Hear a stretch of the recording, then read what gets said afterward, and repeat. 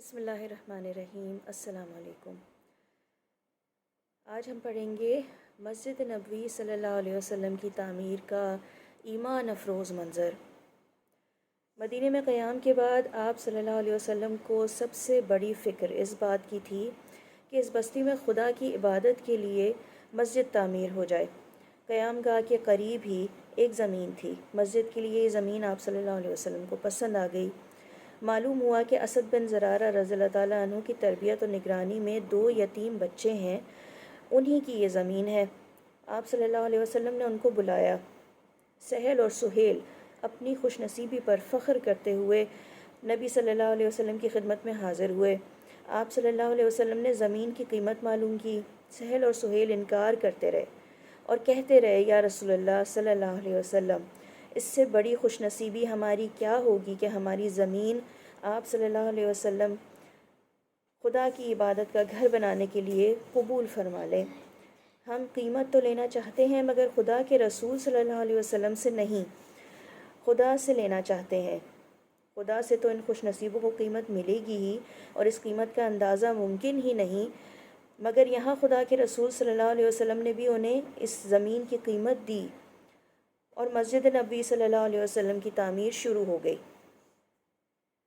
صحابہ کرام رضی اللہ تعالیٰ عنہ جوش و خروش کے ساتھ مسجد کی تعمیر میں لگے ہوئے تھے، انصار بھی اور مہاجرین بھی۔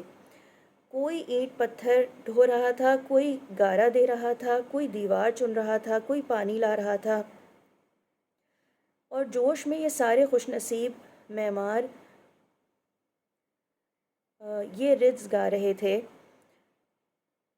جس کا ترجمہ ہے، اے اللہ، زندگی تو بس آخرت ہی کی ہے، آخرت ہی کی زندگی ہے، اے خدا تو انصار اور مہاجرین کی مغفرت فرما دے۔ خدا کے رسول صلی اللہ علیہ وسلم بھی ان کی آواز میں آواز ملاتے اور ان کے جوش عمل میں کچھ اور اضافہ ہو جاتا۔ سبحان اللہ، کیا منظر ہوگا! اور جب انصار دیکھتے کہ 2 عالم کے سردار خدا کے حبیب صلی اللہ علیہ وسلم بھی مزدوروں کے لباس میں اینٹ پتھر ڈھو رہے ہیں تو ان کے جذبات کا عجیب عالم ہوتا اور فرتے جوش میں یہ شعر گانے لگتے، اگر ہم بیٹھے رہیں اور خدا کے نبی صلی اللہ علیہ وسلم کام کرتے رہیں تو ہمارا یہ رویہ انتہائی گمراہ کن ہوگا۔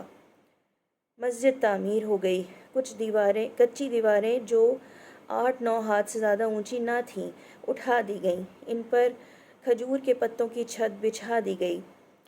چھت ایسی کہ بارش ہوتی تو پانی ٹپکتا اور مسجد میں کیچڑ ہو جاتی، مگر اس کچی مسجد کے نمازی پکے تھے اور اس چھوٹی سی مسجد کے امام المرسلین صلی اللہ علیہ وسلم تھے۔ یہی وہ مسجد ہے جس میں 10 سال تک خدا کے رسول صلی اللہ علیہ وسلم نے نماز پڑھائی۔